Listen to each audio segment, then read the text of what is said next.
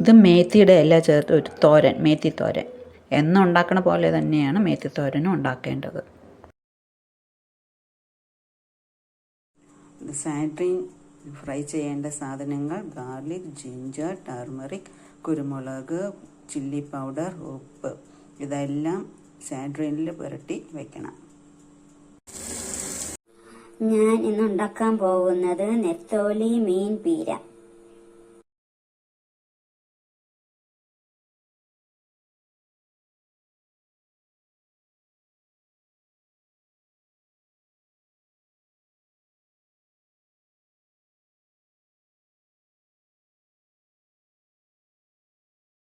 Mixie ജാറിൽ ഉള്ളി, പച്ചമുളക്, കറിവേപ്പില, ഇഞ്ചി ഇട്ട് കൊടുത്തിട്ടുണ്ട്. അതൊന്ന് ചതച്ചെടുക്കണം. മിക്സി ജാറിലിട്ട് ചതച്ചെടുത്തിട്ടുണ്ട്. മീൻ ചട്ടി ഞാൻ എടുത്തിട്ടുണ്ട്.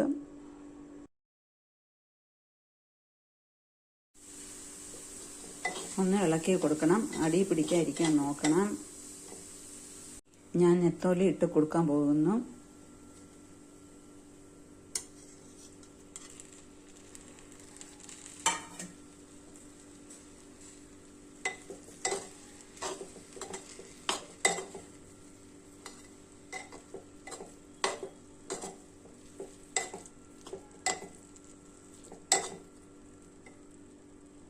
ചോറിൻ്റെ കൂടെയൊക്കെ കഴിക്കാനായിട്ടൊക്കെ പറ്റും. ചെറുതായിട്ട് വെള്ളം തളിച്ച് ഒന്ന് വേവിച്ചെടുക്കാം.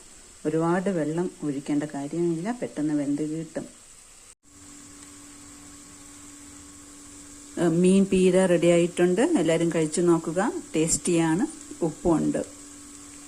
ഇത് മേത്തിയുടെ ഇല ചേർത്ത് ഒരു തോരൻ, മേത്തി തോരൻ. എന്നും ഉണ്ടാക്കണ പോലെ തന്നെയാണ് മേത്തി തോരനും ഉണ്ടാക്കേണ്ടത്. ഇന്നത്തെ ലഞ്ച് മീൻ പീര, കീര, ചോറ്, കുറച്ച് മോര് എപ്പോഴും ഞാൻ കുടിച്ചിരിക്കും. കീര എപ്പോഴും ഞാൻ കഴിച്ചിരിക്കും. മീനും കഴിച്ചിരിക്കും, ചോറും കഴിച്ചിരിക്കും. അത് വേണം.